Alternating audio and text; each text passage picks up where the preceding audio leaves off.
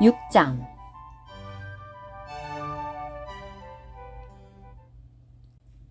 그리고 하나님과 함께 일하는 우리가 또한 여러분에게 간절히 권합니다. 하나님의 은혜를 헛되이 받지 마십시오. 왜냐하면 하나님께서 기쁘게 받을 만한 때에 내가 너의 말을 들었고 구원의 날에 내가 너를 도왔다 라고 말씀하셨기 때문입니다. 보십시오. 지금이야말로 기쁘게 받아들이시기에 좋은 때이며 지금이야말로 구원의 날입니다. 우리는 이 사역이 비난을 받지 않도록 하려고 어떤 일에서도 사람을 실족시키는 일이 없게끔 하였습니다. 다만 우리는 모든 일에서 우리 자신을 하나님의 사역자들로 추천합니다. 곧 우리는 많은 인내를 하고 환난과 궁핍과 곤경에 처하고 매를 맞고 감옥에 갇히고 난동을 당하고 수고하고 자지 못하고 먹지 못하였으며 또 순수함과 지식과 오래 참음과 인자와 거룩한 영과 거짓 없는 사랑과 진리의 말씀과 하나님의 능력이 있었으며 또한 오른쪽과 왼쪽에 의의 무기를 가졌고 영광과 모욕, 악평과 호평을 받았습니다. 그리고 우리는 미혹시키는 사람들 같으나 진실하고 알려지지 않은 것 같으나 유명하고 죽는 것 같으나 보십시오. 우리가 살아있고 징계를 받는 것 같으나 죽지 않고 슬퍼하는 것 같으나 항상 기뻐하고 가난한 것 같으나 많은 사람을 부유하게 하고 아무것도 없는 것 같으나 모든 것을 가진 사람들입니다. 고린도 사람 여러분, 우리의 입은 여러분을 향하여 열려 있고 우리의 마음은 넓어졌습니다. 여러분은 우리 안에서 좁아진 것이 아니라 여러분의 속부분 안에서 좁아진 것입니다. 내가 자녀들에게 하듯 말하는데 이것에 대한 보답으로 여러분도 마음을 넓히십시오. 믿지 않는 이들과는 같지 않으므로 멍에를 함께 매지 마십시오. 의와 불법이 어떻게 짝이 될 수 있으며 빛이 어둠과 어떻게 교통할 수 있겠습니까? 그리스도께서 벨리알과 어떻게 조화되실 수 있으시겠습니까? 믿는 사람이 믿지 않는 사람과 어떻게 한 몫을 나눌 수 있겠습니까? 하나님의 성전이 우상들과 어떻게 일치할 수 있겠습니까? 왜냐하면 우리가 바로 살아계신 하나님의 성전이기 때문인데 하나님도 내가 그들 가운데 거하고 그들 가운데 다니며 나는 그들의 하나님이 되고 그들은 나의 백성이 될 것이다 라고 말씀하셨습니다. 그러므로 주의 말이다. 너희는 그들 가운데서 나와서 따로 분별되고 부정한 것을 만지지 마라. 그러면 내가 너희를 받아들일 것이다. 라고 하셨고 나는 너희에게 아버지가 되고 너희는 나에게 아들들과 딸들이 될 것이다. 전능한 주의 말이다. 라고 하셨습니다. 7장.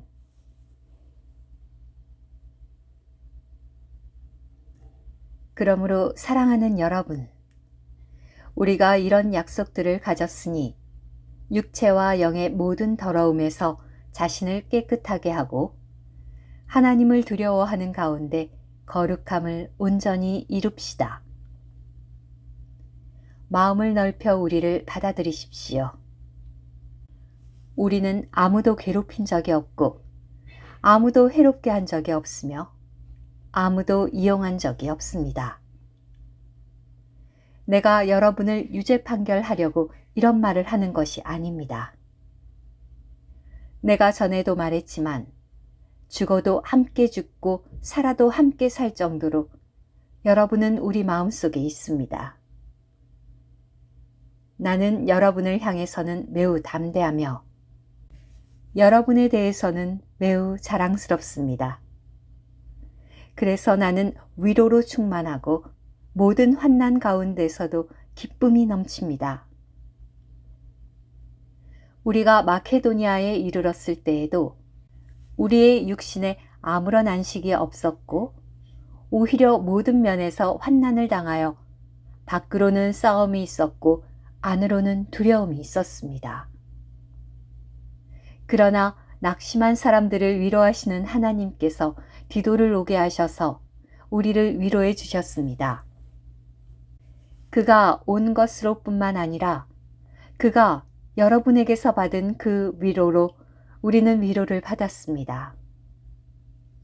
또 여러분이 사모하고 있다는 것과 애통하고 있다는 것과 나를 위하여 열정이 있다는 것을 그가 우리에게 전해주므로 나는 더욱 기뻤습니다. 내가 그 편지로 여러분을 슬프게 했더라도 나는 후회하지 않습니다. 그 편지가 잠시나마 여러분을 슬프게 했다는 것을 내가 알고서 후회했었지만 지금은 내가 기뻐합니다. 왜냐하면 여러분이 슬퍼하게 되었기 때문이 아니라 여러분이 슬퍼하게 됨으로써 회개하기에 이르렀기 때문입니다. 여러분이 하나님을 따라 슬퍼하게 되었기 때문에 어떤 일에서도 여러분은 우리에게 손해를 입지 않았습니다. 하나님을 따라 슬퍼하는 것은 회개를 하게 하여 후회할 것이 없는 구원에 이르게 하지만 세상의 슬픔은 죽음을 가져옵니다. 보십시오.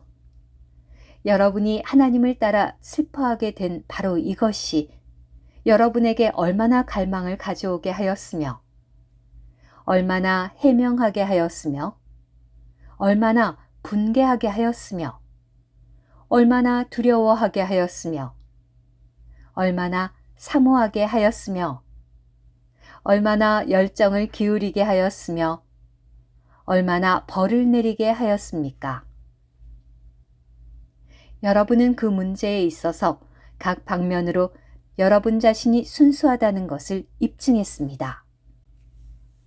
그러므로 내가 여러분에게 편지를 써 보낸 것은 불의를 행한 사람을 위한 것도 아니고 불의를 당한 사람을 위한 것도 아니며 우리에 대한 여러분의 갈망이 하나님 앞에서 여러분에게 밝히 드러나도록 하기 위한 것입니다.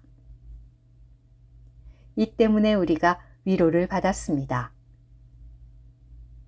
또한 우리가 받은 그 위로 외에도 디도가 기뻐함으로 우리의 기쁨이 더욱 넘치게 되었습니다.